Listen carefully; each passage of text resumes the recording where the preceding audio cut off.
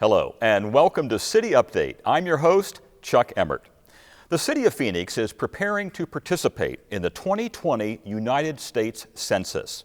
The U.S. Census counts individuals in the United States as mandated by the U.S. Constitution. Here to talk about Census 2020 is Albert Santana, the Phoenix Census Director. Albert, welcome to the show. Chuck, thank you so much for having me. You're welcome. So Albert, before we start talking about the census, tell our viewers a little bit about yourself and how you got this important job with the City of Phoenix. Well, for me, on a personal note, I was born and raised in Phoenix, Arizona. Grew up just a little west of downtown in the St. Matthews neighborhood. Then went on to Borgate Catholic High School over on 31st Avenue, just north of Indian School. And then after that, pursued my degree at Arizona State University. So I'm proud to say that I've had a background and connection to the city since the day I was born. Great. So people should know you're not a federal bureaucrat. You're a local guy working for us on the census. Absolutely. When I first got my opportunity to work in the city of Phoenix a little over 20 years ago, prior to joining the assignment on the census, I spent about 15 years working in public transportation, which was an awesome opportunity to work with communities throughout all of Phoenix on an important program such as public transportation, which helps people from all backgrounds get to and from where they need to go. And then now with this job on the census, which comes around once a decade, being able to work on something that truly impacts all of the things that we do as a city. So it's been a great experience and career with the City of Phoenix. Now, Albert, we know the U.S. Census is mandated by the U.S. Constitution. What does that mean exactly?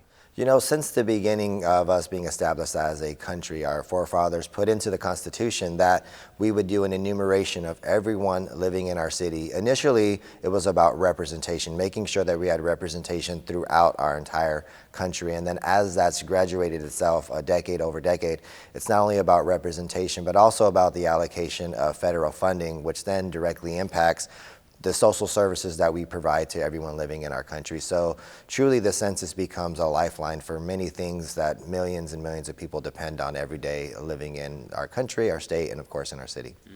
And for our city, Phoenix, what are we talking about dollar-wise for that federal funding? For us as a city, it's absolutely vital. So on an annual basis, it represents about $866 million for programs like after-school programs, our libraries, our graffiti busters, transportation, public safety, and virtually everything that we do as a municipality. So for us, making sure that we have an accurate count, an accurate enumeration of everyone living here is extremely important. So that way we can continue to provide the quality services that makes us the great city we are.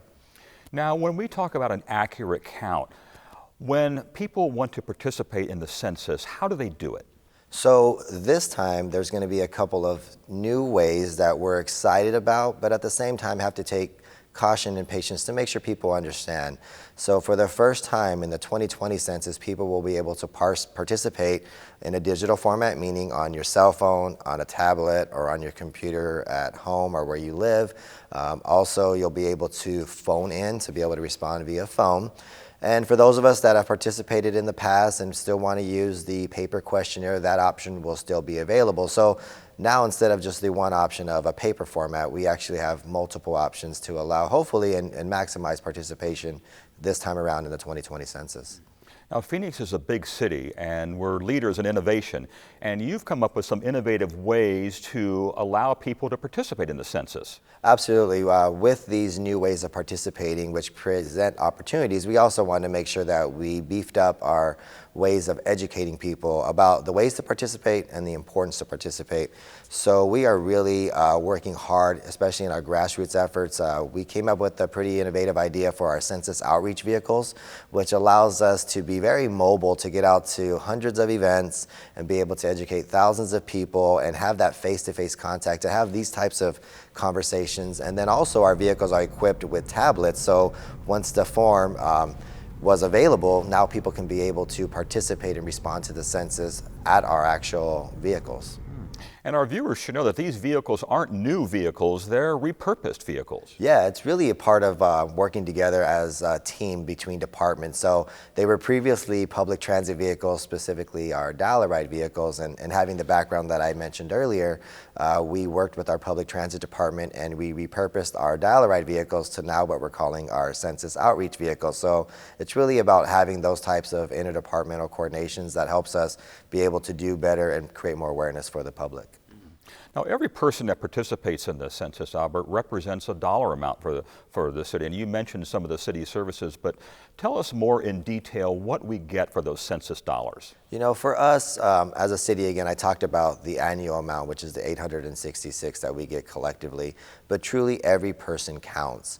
At the state level, it represents about $3,000 per person, and then specifically for services we provide as a city, it represents a little over $500 per person. And we mentioned that because we want to make sure people understand every person absolutely counts. We need everyone to participate in order for us to be able to maximize the resources that we have. Again, these are things that people depend on every day, things even as important as our Head Start program, which we know families depend on every day, education. So we really want to make sure that for everyone watching, it is important for everyone that lives in your household to absolutely be counted, especially our little ones. Exactly. Now, this is a big job, and you've got a great team working with you as well, but what keeps you up at night? You know, there's probably a few things that keep me up at night. One I mentioned a little earlier is that while we're excited about the opportunities of the new ways to participate with the digital format and being able to call on the phone, we want to make sure that our community, being how large our community is, have the comfort and the education to be able to utilize those new opportunities. And then also we want to never make light of building the relationship and the trust, so that way the community knows what resources are at stake, and that also that they know how we will be able to utilize these funds to be able to provide those services. So those are some of the things that we constantly work on day in and day out to make sure that we have those relationships to maximize participation.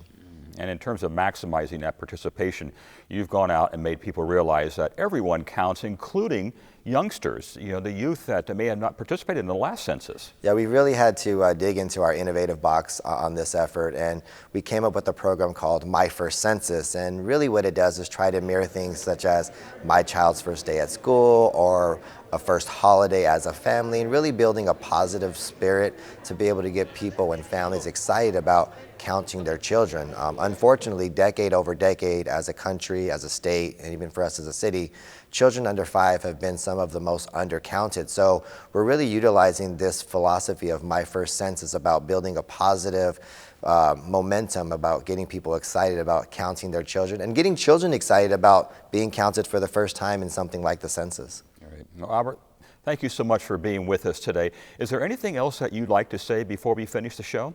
I think the thing I would like to leave our viewers with is now's the time. The census is live. We want to make sure that you visit our website, icount2020.info, and participate in the census. It's simple, it's short, and it's easy. It only takes you less than 10 minutes. And again, the resources that it impacts are just absolutely critical for us as a city. So please complete your census today. In Phoenix, an accurate 2020 census count will help to fund vital resources, programs, and services such as housing, transportation, education, public safety, and much more. For more information about Census 2020, look to the website you see on your screen. Thanks for watching City Update. I'm Chuck Emmert.